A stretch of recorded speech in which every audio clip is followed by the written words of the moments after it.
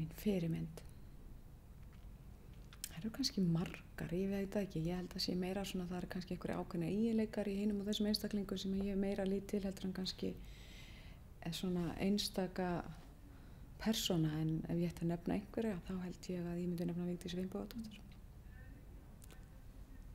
Ég held að svona, já, bæði gríðarlega flott manneskja og hún kannski líka svona sem verandi kona sýndi það að það er einhvern veginn, það er allt hægt. Það er alltaf, þegar maður byrjar að læra, þá á maður svona, er yfirkokkur og þá lítur maður upp til hans og einhverja kokka sem maður er að vinna með sem maður svona finnst skara fram úr. Og já, það breytist bara mjög ört eftir því hverju maður kynnist og maður verður bara að vera svona kannski opinn fyrir umhverfinu. Og í dag þá er ég mjög hrifin af asískri svona matagerð og öllu svona vinnuferlinu er allt öðruvísi hjá þeim.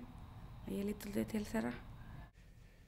Já, það verður ég nú að segja, sko. Já, með fyrirmyndir, en sko fyrirmyndirnar eru, sko, það hjálpa mönnum ákveðnum stigum og það er nú þannig líka með, sko, við tökum kynslóðirnar, ef við tökum, sko, bara kennara og nemendur, ef þú kennari sem eftir góðum tengslum við nemendurna hefur áhrif á þá er óskaplega mikilvægt að sleppa þeim, sko, ekki of seint.